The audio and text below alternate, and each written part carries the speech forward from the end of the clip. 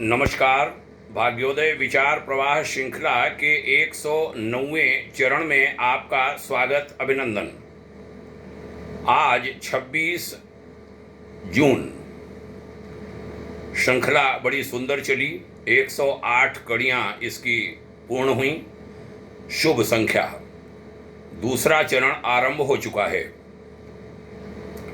आज हम श्रीमद् भगवत गीता के 18 अध्यायों का सार ले रहे हैं, एक एक लाइन का, एक एक छोटे छोटे वाक्य का। ये जो शास्त्र हैं यह हमारे मार्गदर्शक होते हैं।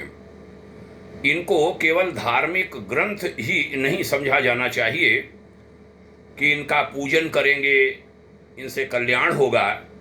गीता पूजन की नहीं वरन मनन की वस्तु है, चिंतन की वस्तु है, जीवन में आचरित करने की वस्तु है।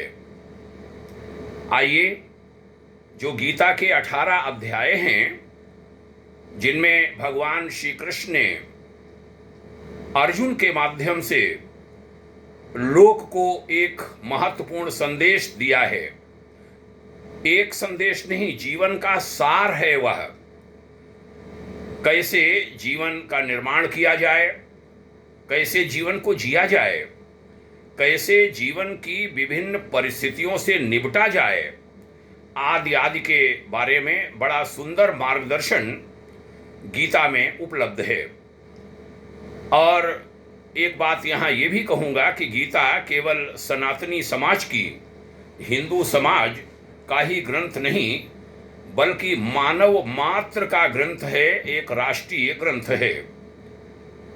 इलाहाबाद उच्च न्यायालय के वरिष्ठ न्यायमूर्ति श्री शंभुनाथ श्रीवास्तव जी ने तो इस पर एक फैसला दिया था, एक विवाद आया था। उन्होंने कहा था गीता राष्ट्रीय ग्रंथ है, गीता विश्व के कल्याण का ग्रंथ है। आइए, श्रीमद् भगवद गीता के 18 अध्यायों का सार हम जाने सुने एक एक वाक्य में। अध्याय 1, गलत सोच ही जीवन की एकमात्र समस्या है। अध्याय 2, सही ज्ञान ही हमारी सारी समस्याओं का अंतिम समाधान है।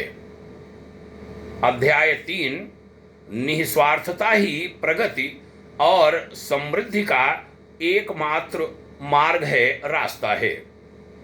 अध्याय 4, प्रत्येक कार्य प्रार्थना का कार्य हो सकता है।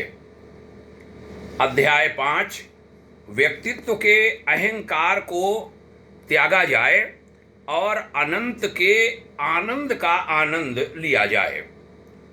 अध्याय 6, प्रतिदिन उच्च चेतना से जुड़िए। अध्याय 7, आप जो सीखते हैं उसे जियो, उसे जिए। अध्याय 8, अपने आप को कभी मत छोड़ो, स्वयं को। अध्याय 9, अपने आशीर्वाद को महत्व दें, वह क्षमता विकसित करें कि आप आशीर्वाद दे सकें और वह आशीर्वाद फल सके। अध्याय 10, चारों ओर देवत्व देखिए। अध्याय 11, सत्य को जैसा है वैसा देखने के लिए पर्याप्त समर्पण कीजिए।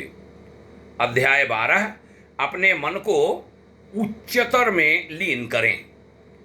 अध्याय 14, एक ऐसी जीवन शैली जिएं जो आपकी दृष्टि से मेल खाती हो। अध्याय 15, देवत्व को प्राथमिकता दीजिए। अध्याय 16, अच्छा होना अपने आप में एक पुरस्कार है।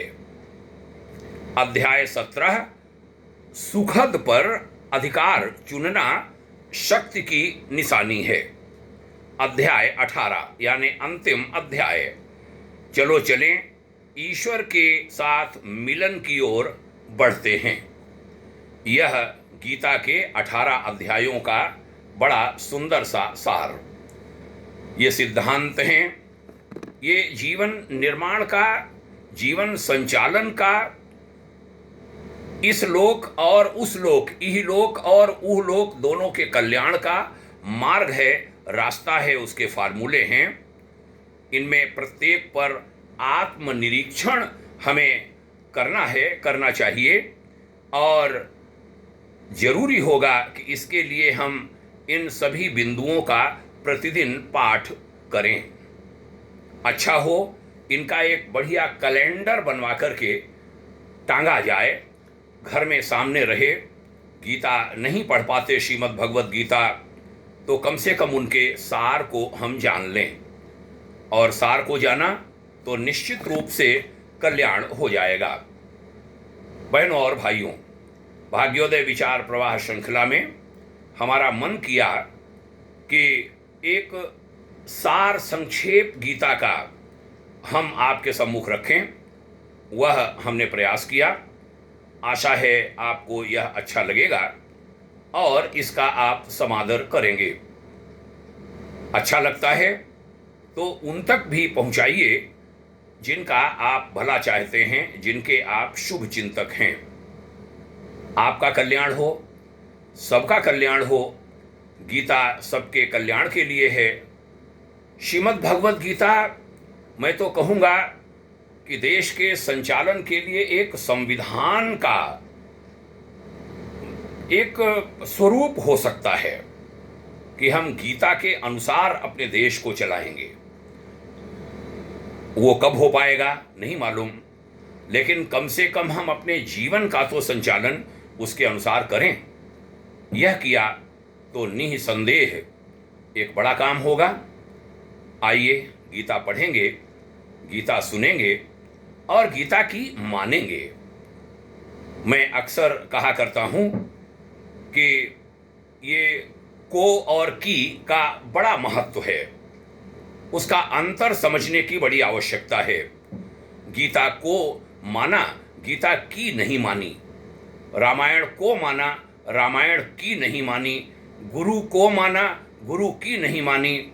ईश्वर को माना, ईश्वर की नहीं मानी। कुरान को माना, लेकिन कुरान की नहीं मानी। बाइबिल को माना, बाइबिल की बातें नहीं मानी। बात बनेगी नहीं।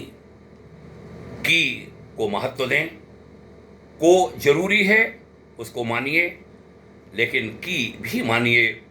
बात बन जाएगी, कल्याण हो जाएगा आपका, आपके जीवन का, आपके परिवार का, आपके समाज का, और इस राज्य और राष्ट्र का, इस लोक का।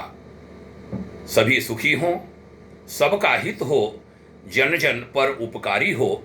ऐसे भाव के साथ भाग्योदय फाउंडेशन आप सभी के मंगलमय उज्जवल भविष्य की कामना करता है। आइए अपने जीवन को बहुत ऊंचा उठाएंगे। यही शुभ कामना, मंगल कामना। पुनः प्रणाम। जय हिंद। ओम शांति।